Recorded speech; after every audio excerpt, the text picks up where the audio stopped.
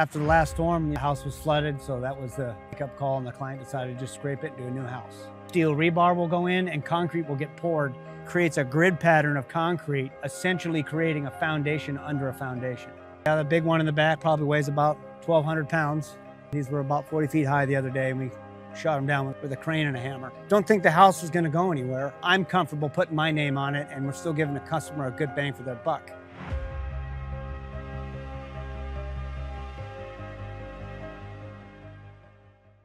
Hi, my name's Greg Nelson. I'm the owner of Nelson Construction and Renovations in Clearwater, Florida. We're down here on Redington Beach, Pinellas County, Florida.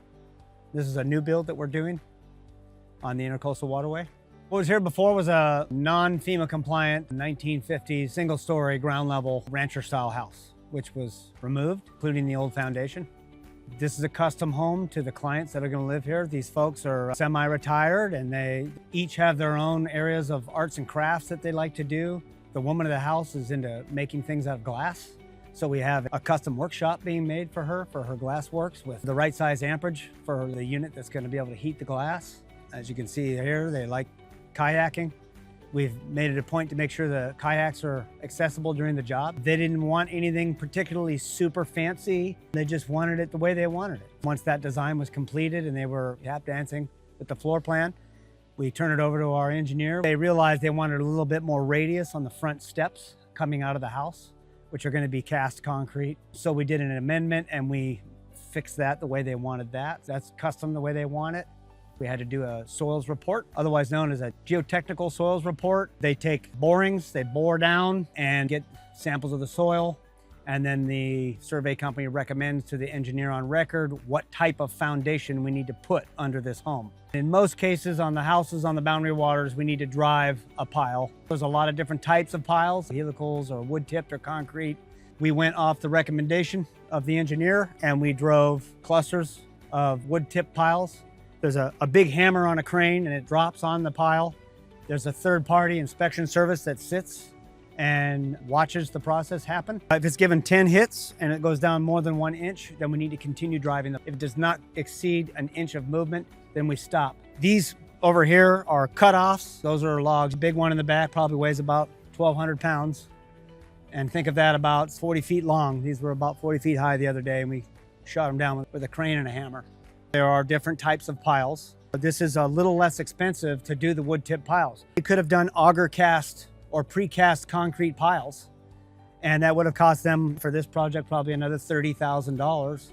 But these are some Mad Max wood piles. They're 30 feet deep. Don't think the house is going to go anywhere.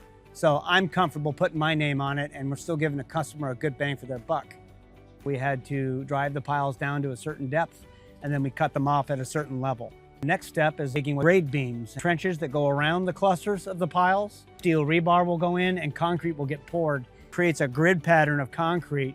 What we're doing is essentially creating a foundation under a foundation. Then we'll start building a stem wall, putting in fill dirt and grading for a final slab pour. The pink flags are all denoting the building corners across the street that has a nail in it with a pink flag. That nail denotes the elevation of this slab. All we need to do is set up our builder's level, and they come over here at the building corner and they stake it. And then we'll run string lines, and that'll denote the elevation of this slab. If you drive a pile in the wrong place, you would never pull it out. You would just abandon it and you would drive a new one. But it would mean that your contractor is going to have to remobilize. You're going to have to wait on his schedule. That adds a week, 2 weeks to the job.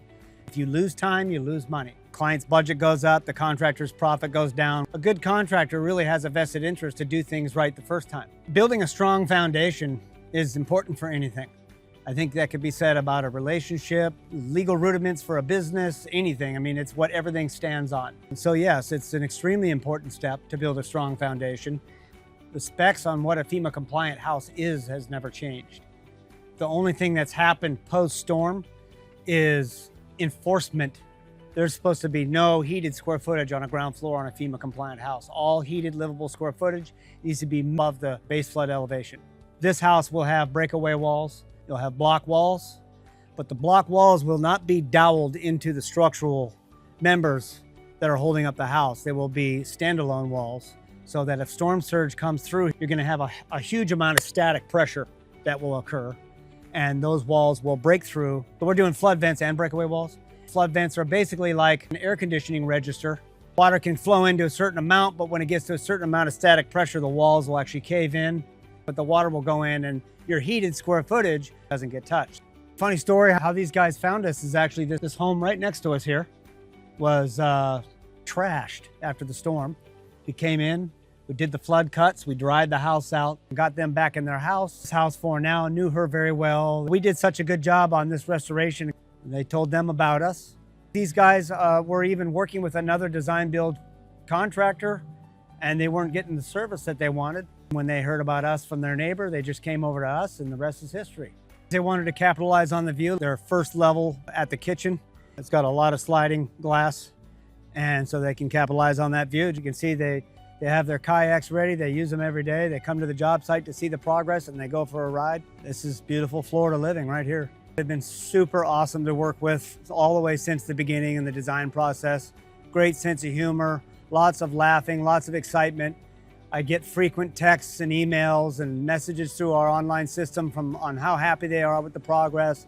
And it's nothing better than getting validated from the client when you're working hard to build them a nice house. Once we're at the level of slab, which should be within the next 4 to 6 weeks on this project, we will probably be under roof in under 2 months at that point.